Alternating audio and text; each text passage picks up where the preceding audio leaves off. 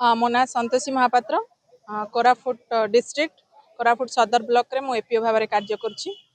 मैंने जमी देखुं आम सब पिला माने एमसी एपीओ डिस्ट्रिक्ट लेवल रे एमजीएनआरजे कोऑर्डिनेटर एमसी भाव में कार्य करुछंती ब्लॉक लेवल रे एडिशनल प्रोग्राम ऑफिसर एपीओ भाव में कार्य करुछंती आमे दीर्घ 15 वर्ष हेलानी सरकार पाखरे निरवच्छिन्न भाव में कार्य करुछु सरकार जेते भी कार्य अच्छी जो जो कार्य भी अच्छी जो समय जहाँ आवश्यक पड़ा आमे माने से सबु कार्य रे नियोजित होइकी कार्य करुछु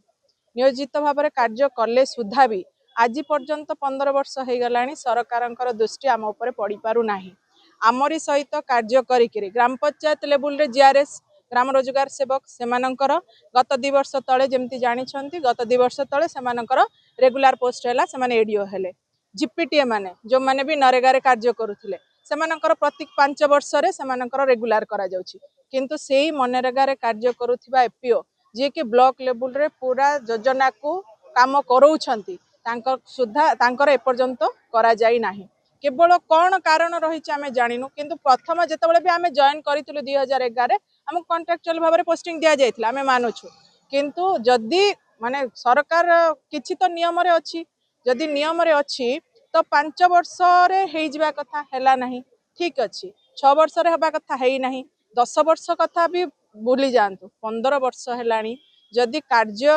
नरेगार कार्य को त्वरान्वित करुवा ब्लॉक रो एपीओ एमजीएनआरजे कार्य करुवा डिस्ट्रिक्ट लेवल एमसी मानक दृष्टि सरकार पड़ी पारु नहीं सेटा आमर दुर्भाग्य आमर समस्ते कहउछंती आमर प्रिय सरकार गोटिए केवल दाबी आमर स्थायी नियुक्ति आ कोनोसी दाबी नहीं सरकार पाखरे मोना Devendra Kumar Behera APO Jharigaon block Nabarangpur district मुख्य कारण है आमर स्थायी नियुक्ति मेन मुख्य लक्ष्य से आम आज राजरास्ता दीर्घ 20 तारीख आज 8 दिन होगा आम स्ट्राइक राजरास्ता स्ट्राइक चलती दीर्घ 15 वर्ष आम ब्लॉक स्तर में कम कर एपीओ मैंने जिला स्तर में मनरेगा संयोजक एमसी माने दीर्घ 2011 आम पोस्टिंग है दीर्घ 15 वर्ष बीतीगला किंतु सरकार को आम विभिन्न फोरम रे विभिन्न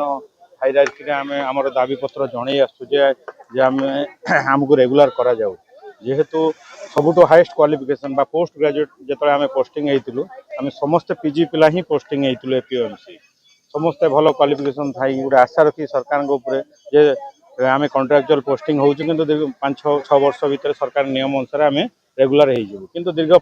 15 वर्ष है सरकार जेहेतु आमको शुणिले आम दाबी बारंबार जनइलु सरकार पाखे विभिन्न फोरम रे तापई बाध्य समस्ते जेहेतु जो जो स्वल्प दरमा रे परिवार चलवा कष्ट हो जाउची आउ वर्कलोड एते बहुत रोचे ब्लॉक आउ डिस्ट्रिक्ट स्तर में सरकार को आम जनवा सत्वे सरकार आमको समस्त जीआरएस मानू एडीओ कले जीपीटीए मैंने जेई होगलानी आम सागर पोस्टिंग किंतु एपीओ एमसी मैंने जो थे से कॉन्ट्राक्चुअल 15 वर्ष रही